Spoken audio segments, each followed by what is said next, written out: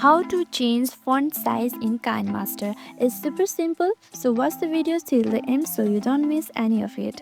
First, go ahead and tap on the text right here, tap on it.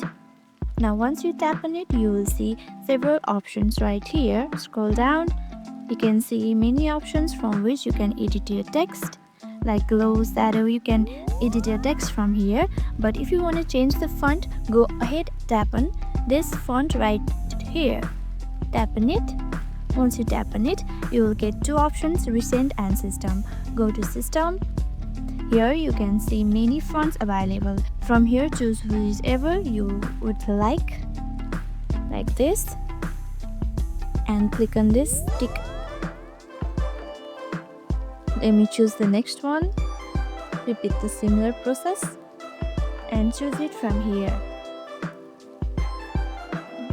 Tick it. Once you choose it, you can adjust its size like this by dragging this icon right here. And that's it. Changing the font in KineMaster is super easy. If you found this video helpful, don't forget to like, subscribe and hit the notification bell for more videos like this. Thank you for watching.